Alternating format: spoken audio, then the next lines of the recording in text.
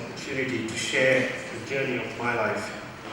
I hope you'll be blessed as I recall God's goodness and faithfulness in my life.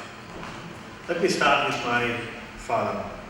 My father was born in a Hindu family and became a Christian as a young adult. My two sisters and I had to go to church with my parents, no questions asked. Though I was living a Christian life, going to church, attended Sunday school, youth group, I never had a real relationship with Jesus Christ. One day when I was 15, I was riding my motorbike and I had a serious accident.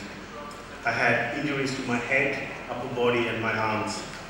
I had memory loss for a few days. I couldn't even remember my family, my friends, or even my name.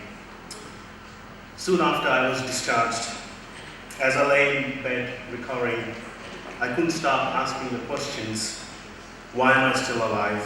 Why did God save me? And more importantly, who was this God?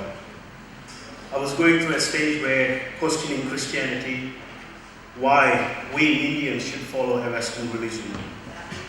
As I contemplated the existence of God, it became clear that it was Jesus who took my sins and would not punish me or deal with me the way my sins deserved.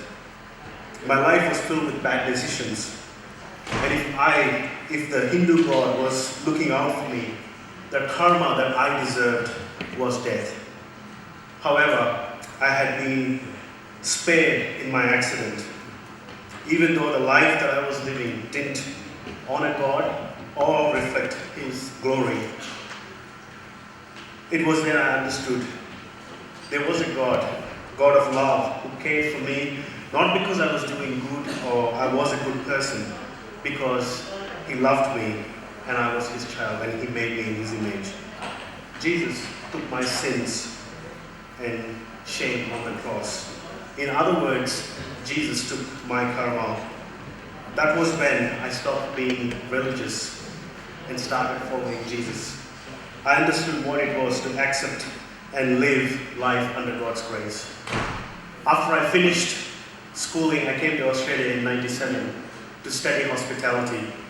I was invited to attend a young adults camp. It was during this camp I felt God calling me into full-time ministry. At first I resisted the call and came up with every possible excuse I could think of. However, the call was confirmed by others and God spoke to me in many interesting ways. I had to come to an understanding that it was not me who can fulfill the call that God has placed on me, but it was Him. Through Him I can fulfill. As Paul says to the Philippians, I had to understand it is through Christ I can do all things. I had to stop thinking about how I can fulfill God's calling and rely on Him who called me. Even though I learned to trust God, I had to develop some skills. So I spent significant amount of time at Whitley doing my BTH and MTS. And over the past 7 years at Waverley Baptist Church, I learned practically what it means to minister to God's people. I would like to take this opportunity to thank Waverley Baptist Church for giving me this opportunity to put into practice what I have learned at Whitley and being part of my journey as we discern calling for me as an ordained minister. Thank you.